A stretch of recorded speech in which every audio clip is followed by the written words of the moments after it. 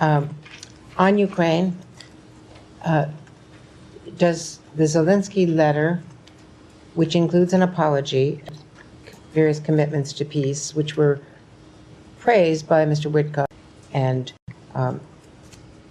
if you could give us any reaction to the Russian attack on a hotel today, where American aid workers did escape, but at least 4 people that we know of were killed. Right. If I could just also throw in. All right, a third one. Does the letter of apology solve some of the issues to the extent that the Secretary believes intelligence and the weapons pipeline and intelligence sharing could be restored? Well, that's a road a bit too far. We will not discuss issues of intelligence or diplomatic agreements or the sharing of information. That I will not discuss. But from the start, after the Friday situation with President Zelensky, and Secretary Rubio was in the room, it was a surprise that his behavior took a turn, and in the Oval Office. And it was clear, as the president had stated publicly, that he was not ready for peace, that there was one thing that he should not do, and that was,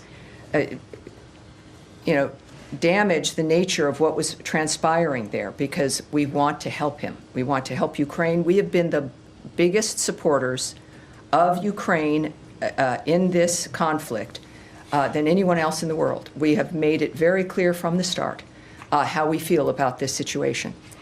But even after that, even that same night and continuing on, there was an open door that he wasn't ready for peace. If he becomes ready for peace, he can come back to the table.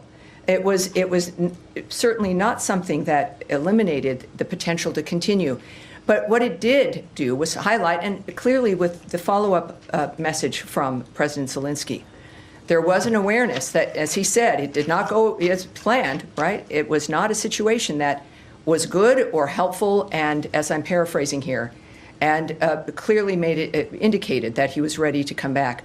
I have not spoken in the last few hours with the Secretary, but I do know that his posture has been the same, is that we have a goal, and we see what's happening. We want to make sure that certainly the president understood what was happening, that this door was still unlocked, that he could return as we were looking at the nature of what was transpiring in Ukraine, that it's a stalemate. The Secretary has called it a meat grinder.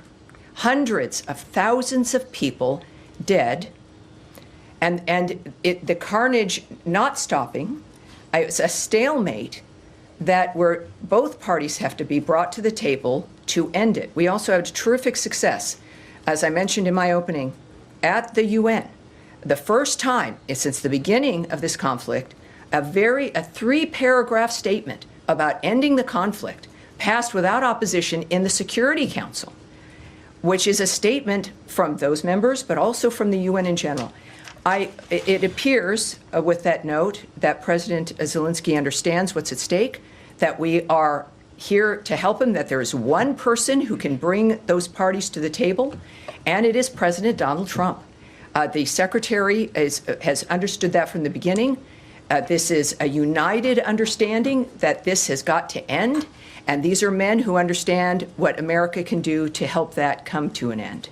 And I would believe, with what has been said before, that in fact, if the President and the Secretary believe that President Zelensky is serious and that we can move forward, they have stated, in fact, that we would.